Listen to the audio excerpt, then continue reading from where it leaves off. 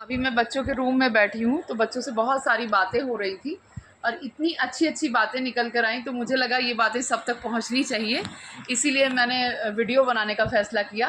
तो मैं पहले बच्चों से ये पूछ रही हूँ कि ये लोग जो प्रोजेक्ट बनाए हैं जिसके थ्रू ये यहाँ पर सेलेक्ट होकर आए हैं, तो इनके प्रोजेक्ट का टाइटल क्या क्या था? यस बच्चे। मैम मेरे प्रोजेक्ट का नाम ऑटोमेटिक फायर फाइटिंग रोबोट था। ओके। वो हाँ। वो अपने आप आग का पता लगाकर और आग बुझाने का कार्य करता था। अच्छा, तो इसके पहले जब तुम 7th या 6th में थे तब भी क्या डिस्ट्रिक्ट तक पहुँचे थे कभी? मैम मैं 6 एंड 7 में नहीं पहुंच पाया था। अच्छा, और तुम्हारा एनएमएस में कितना नंबर आया है 180 में? मैम 156। Very good. तो क्या डिस्ट्रिक्ट टॉप किया तुमने? Yes ma'am. कौन सा डिस्ट्रिक्ट? कौन सा डिस्ट्रिक्ट? बहराइच। ठीक। अजय? मैं स्मार्ट हेलमेट बनाया था। हाँ। वो अगर कोई भी व्यक्ति अल्कोहल का सेवन किया तो उसमें सेंसर लगा था, एक कैच कर लेता था। अच्छा। तो इससे पता चल जाता था कि वो आदमी अल्कोहल का सेवन किया तो गाड़ी बंद हो जाती थी। Very good. यस आलोक? मैंने स्पीड ब्रेकर ऊर्जा संयंत्र बनाया था जिसमें अगर गाड़ियाँ संयंत्र बहुत ऊर्जा बनती थी, अगर स्पीड ब्रेकर दबने से और एयरलाइन पे भी वो लगाया जा सकता है, अच्छा। जिससे अधिक मात्रा में बिजली उत्पन्न करके और ऊर्जा की कमी को दूर किया जा सकता है। अच्छा, वेरी गुड। और तुम्हारा उसका क्या हाल है एनएमएस का? एनएमएस में डिस्ट्रिक्ट में 36 रैंक। 36 रैंक। कितने marks? 109। Very good. Yes ma'am Arpit? मैंने स्मार्ट ब्लाइंड स्टिक बनाया था। जी। मैम इसका कार्य होता है, मैम जब कोई भी वस्तु आगे आती है हाँ। तो ये अलार्म के थ्रू या और वाइब्रेट के वाइब्रेशन। मतलब अलर्ट कर देता है, जो वो हाँ। रहता है जो इसको यूज़ करता है। यूज़र को सतर्क कर देता है। हाँ। और फिर यूज़र को पता चल जाता है कि कोई जो सामान है वो आगे है। हाँ। मैम हमारी जो एनएमएस की रैंक थी हाँ। वो तीसरी थी डिस्ट्रिक्ट में। हाँ। 146 नंबर थी। गजब। हाँ शर्मा जी? मैंने पराली से ईंट बनाई थी। हाँ। जिसका उपयोग स्कूल के शेड, अस्थायी भवनों में, बगीचों की दीवारों में और घर के पार्टीशन में इसका प्रयोग किया जाता है, क्योंकि हम लोग पराली जला देते हैं जिससे वायु प्रदूषण और मृदा प्रदूषण दोनों होता है। इससे बचाने के लिए हमने वेस्ट मटेरियल से पराली से ब्रिक्स ईंट बनाई। Very good. और ये शर्मा जी अभी 7th क्लास में ही है, इसीलिए राष्ट्रीय आय ये अगली साल ये डिस्ट्रिक्ट टॉपर रहेंगे। Yes, ma'am. अपने राष्ट्रीय आय में। मेरा नाम राजवीर है। मैंने एरोप्लेन का एक मॉडल बनाया था जिसके माध्यम से हमने उसमें सेंसर एलईडी लाइट की सहायता से लगाए थे और उसमें एक सेंसर आगे की तरफ लगाया था जिससे कि कोई पक्षी वगैरह कोई ऑब्जेक्ट आ जाए तो उसके प्रति हमको सतर्क कर देता था।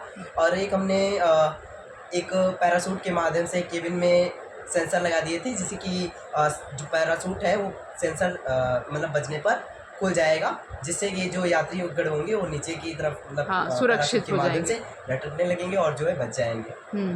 और राष्ट्रीय आय?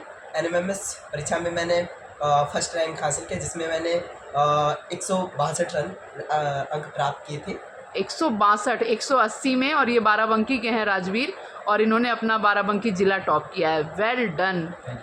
यस गुलशन? मेरा नाम गुलशन है।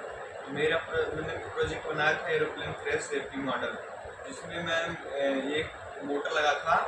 अगर मैम किसी भी कारण से एरोप्लेन क्रैश होने की संभावना होती है तो जो पायलट होगा वो एक स्विच ऑन करेगा जिससे पैराशूट के माध्यम से जो पैसेंजर्स वाला कंपार्टमेंट होता है वो पैराशूट की सहायता से नीचे चला आएगा। और मैम एरोप्लेन के सामने एक सेंसर लगा था, IR सेंसर। जैसे उसके सामने अगर कोई पक्षी आएगी या कोई भी चीज़ आएगी तो वो उसको डिटेक्ट करके एक मतलब की वजह से बाद में लगता है। बहुत अच्छा। और राष्ट्रीय आय तुम्हारा क्लियर है? मैंने जिले में 17वां रैंक पाया है, जिसमें 126 है। Very good, very good. और हमारे 2 बहादुर सिपाही सो चुके हैं और ये भी बहुत बहादुर योद्धा हैं। अगर ये जग रहे होते तो अपनी बहादुरी का प्रदर्शन अवश्य करते। और बच्चों ने इसके साथ साथ एक बहुत अच्छी बात ये बताई है कि जो लोग हमेशा बेसिक के बारे में उल्टा सीधा बोलते रहते हैं, तो मैंने बच्चों से पूछा कि बच्चों कैसे तैयारी हुई राष्ट्रीय आय की कि आप लोगों के इतने अच्छे अच्छे नंबर आए, और बच्चों ने बताया कि हमारे यहाँ से बहुत ज़्यादा बच्चे सेलेक्ट हुए हैं। तो देखिए ये लोग क्या बता रहे हैं कि कैसे तैयारी हुई। कौन पहले बताएगा? हाँ चलो गुलशन। मेरा नाम गुलशन है और हम लोग की राष्ट्रीय आय की तैयारी हमारे सर धीरज सर करवाते थे, जिसमें मैम सुबह 7 बजे बुलाते थे और 9 बजे का स्कूल था तो 2 घंटा पढ़ाते थे। उसके बाद शाम को जब 3 बजे छुट्टी हो जाती थी, तो 3 बजे से 5 बजे तक सर हमको पढ़ाते थे। और जो ठंडी की छुट्टी थी उसमें मैम हम लोग रोज आते थे सुबह 8 बजे 9 बजे खाना खा के, उसके बाद जब तक सर मतलब हम लोग का पढ़ने का मन करता था तब तक सर पढ़ाते 4 बजे तक, जब तक हम लोग का मन करता था तब तक सर पढ़ाते थे। Well done, well done. Ma'am मेरा नाम अर्पित मिश्रा है। मैम हमारे स्कूल में मैम जो हमारे स्कूल में रामसुख सर हैं, तो उन्होंने वो मतलब वो बहुत मेहनत करते हैं। वो उन्होंने संडे की छुट्टी को भी नहीं मतलब कभी अवेल किया। हाँ, अवेल हाँ, किया हाँ। और उन्होंने उस दिन भी पढ़ाया। Very good. और जब तक मैम जी वो मतलब ज़्यादा नहीं 2-3 घंटे वो पढ़ाते हाँ। थे। और उन्होंने कई मॉडल टेस्ट भी लिया, हाँ, पेपर लिया। और इसी की वजह से हमारे स्कूल से 19 बच्चों का सिलेक्शन हुआ। गजब। तुम्हारे यहाँ भी ऐसा ही? मेरे यहाँ मैम सभी टीचर्स ने मिलके बराबर योगदान दिया, पर बहुत। हमारी मैम जो सपना मैम थी, उन्होंने रीजनिंग में मुझे काफ़ी इंटरेस्ट जगाया, जिससे कि मेरा फर्स्ट रैंक आया। क्योंकि उन्होंने जो मतलब पढ़ाया था बिल्कुल वही स्टेप बाय स्टेप वही पढ़ाया और वही आया था। Very जो good. कि उन्होंने मुझे पहले से ही उसके बारे में जानने के लिए ज़्यादा प्रेरित करती थी, और मुझे वो पार्ट क्लियर ही नहीं समझ में आता था। हाँ। तो उन्होंने उसको कायदे से समझाया और मेरा सिलेक्शन हुआ। Very good. बच्चा अजय? मेरे स्कूल से भी एक आया था, मैं नहीं पे प्रूफ देने गया था। कोई बात नहीं। हमारे यहाँ के प्रिंसिपल सर श्री शत्रुघ्न वर्मा जी बहुत मेहनत करते थे और उनको 4 या 5 घंटे एक्स्ट्रा पढ़ाते थे, तभी उनको सिलेक्शन में 102 नंबर पाए। बहुत बढ़िया। मैम हमारे जो सर थे वो हमारी जो विज्ञान की बुक होती है उन्हें 3-4 बार क्लियर करवाते थे, सब क्लास की विज्ञान की बुक्स। हाँ, और उनको पढ़ाते थे जब तक बच्चों को समझ में ना आ जाए, और प्रयोग भी कराते थे। बहुत बढ़िया, शाबाश।